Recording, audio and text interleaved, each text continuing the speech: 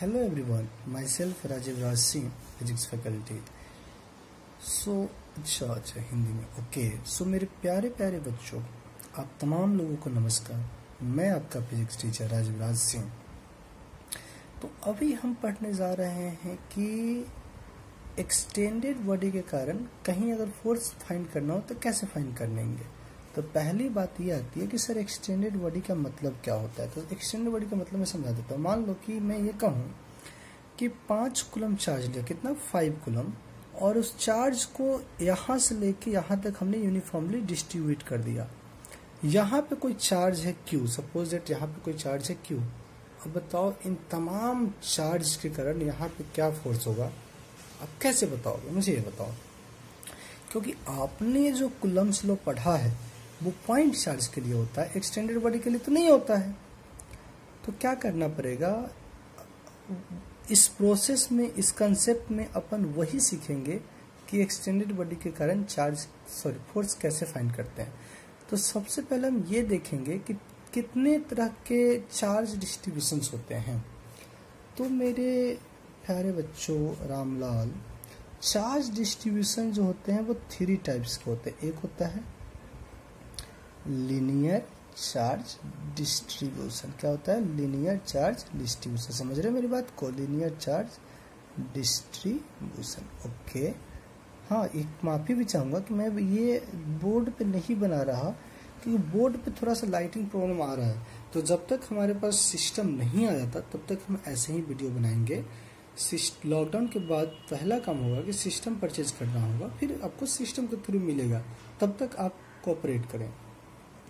Linear charge distribution का मतलब होता है कि जब किसी बॉडी पे हम चार्ज डिस्ट्रीब्यूट कर रहे हैं, किसी बॉडी पे अगर हम चार्ज डिस्ट्रीब्यूट कर रहे हैं और उस बॉडी के पास सिर्फ और सिर्फ एक ही डायमेंशन हो, length, right.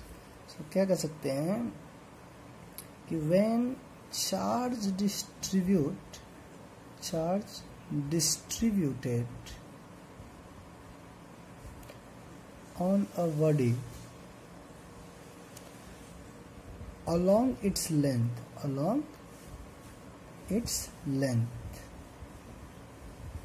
is called, right, linear charge distribution। ठीक है, इसी को हम LCD भी बोल सकते हैं, लीनियर चार्ज डिस्ट्रीब्यूशन। मतलब ये तो तय हो गया कि इस केस में जो चार्ज डिस्ट्रीब्यूटेड है वो लेंथ के अलोंग डिस्ट्रीब्यूटेड है। ठीक है, चलिए अब थोड़ा और आगे बढ़ते हैं, इस बात को देखते हैं। सपोज मान लो कि यहाँ से यहाँ तक एक वायर है, यहाँ से यहाँ तक एक वायर है और इसकी लेंथ मैं मानता हूँ L। बाकी रिमेनिंग जो डायमेंशन होंगे इसके, जैसे विड्थ और हाइट, वो नेग्लिजिबल होगा, सिर्फ लेंथ कंसिडर करेंगे। सपोज दैट यहाँ पे हमने चार्ज डिस्ट्रीब्यूट कर दिया, ओके, सो टोटल चार्ज हो गया Q। तो इस तरह के चार्ज डिस्ट्रीब्यूशन को क्या बोलते हैं? Linear charge distribution. इसके बाद एक टर्म आता है, उसको बोलते हैं लीनियर चार्ज डेंसिटी। दूसरा जो टर्म आता है, ध्यान से सभी चीजों को देखते जाना, लीनियर चार्ज डेंसिटी।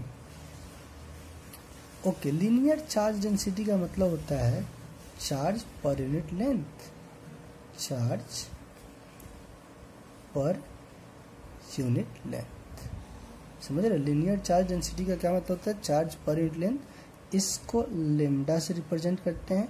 तो टोटल चार्ज क्या है? यहाँ पे Q है, लेंथ क्या है? मान लो L, तो हो जाएगा Q/L। क्या हो जाएगा? Q/L। This is called linear charge density. अब इसका SI यूनिट तुम खुद फाइंड कर लो। SI यूनिट क्या हो जाएगा? चार्ज का होता है कूलम, लेंथ का होता है मीटर, सो ये हो जाएगा कूलम बाय मीटर, इसका SI यूनिट हो गया। समझ गए? तो इस तरह के चार्ज डिस्ट्रीब्यूशन को हम बोलते हैं लीनियर चार्ज डिस्ट्रीब्यूशन। ठीक है, दूसरा पॉइंट देखते हैं। दूसरा कहलाता है सरफेस चार्ज डिस्ट्रीब्यूशन। ये सभी के सभी पॉइंट काफी इंपोर्टेंट है। ठीक है, तो इन सब चीजों को ढंग से समझते जाइए।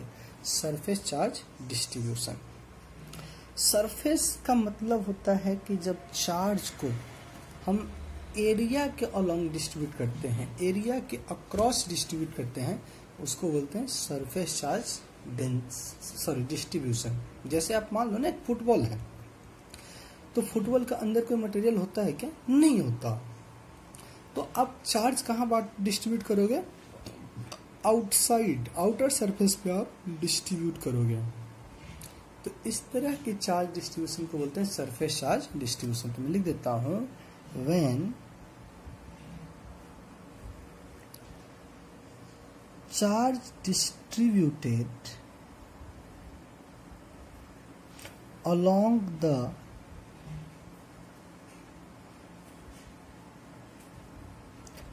surface of body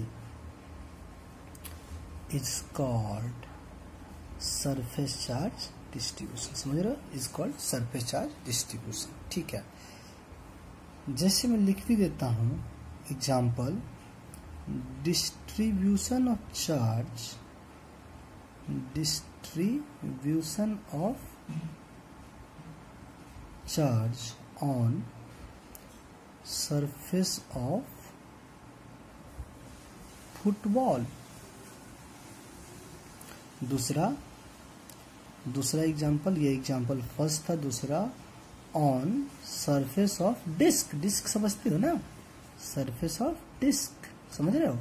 सो इस तरह के चार्ज डिस्ट्रीब्यूशन को बोलते हैं सरफेस चार्ज डिस्ट्रीब्यूशन।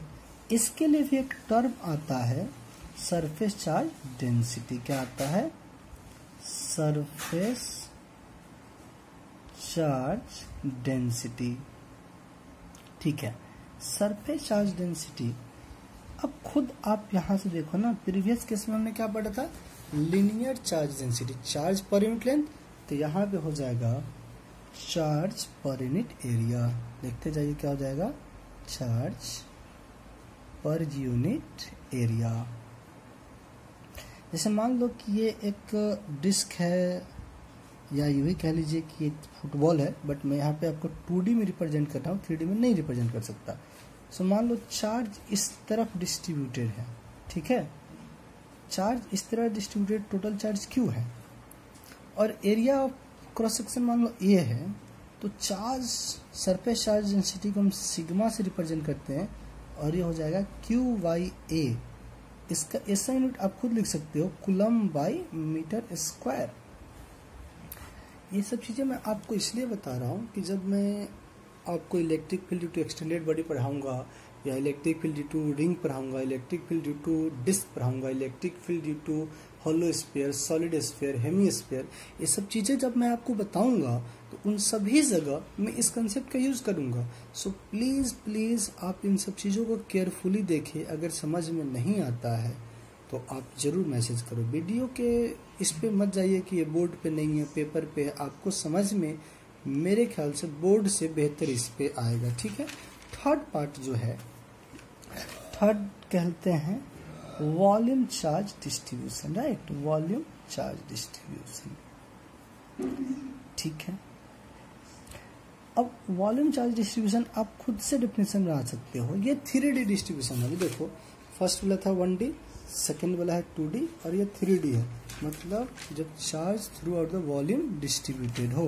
मैं लिख भी देता हूं, when charge distributed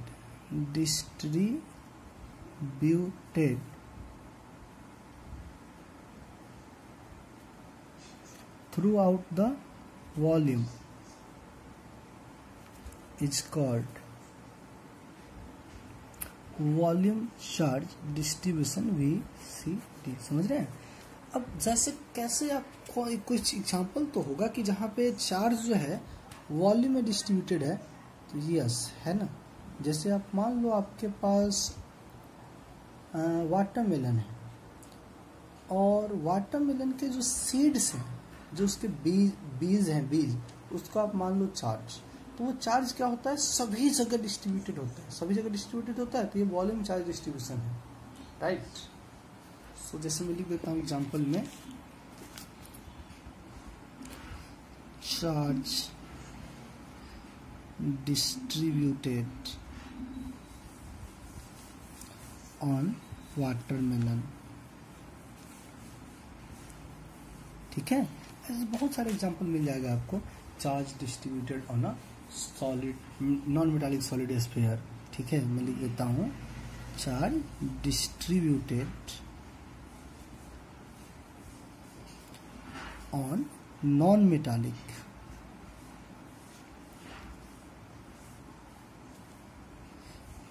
solid sphere. अब क्वेश्चन है कि sir non metallic solid sphere क्यों, मेटालिक क्यों नहीं?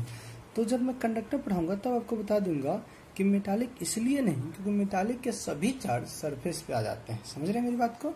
ओके। उसी तरह यहाँ भी एक टर्म और डिफाइन करेंगे अपन, surface charge density, sorry volume charge density, volume charge density. और ये चीजें आप खुद डिजाइन कर सकते हो या डिफाइन कर सकते हो।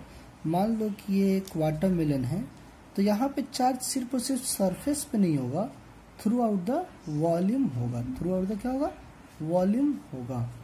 तो जब charge through out the volume होगा तो आप देखें, मान लिया जाए टोटल चार्ज Q है, सो यहाँ पे वॉल्यूम चार्ज डेंसिटी का हो जाएगा Q/V, जिसको हम रो से रिप्रेजेंट करते हैं, साइन इट हो जाएगा कूलम/मीटर क्यूब। तो ये सब चीजें आपको ध्यान में रखना है, तभी आप किसी क्वेश्चंस को अच्छे से कर पाओगे। ठीक है, ओके। नेक्स्ट वीडियो में अपन ये देखेंगे कि linear charge density, surface charge density और वॉल्यूम चार्ज डेंसिटी में क्या रिलेशन है। Thank you.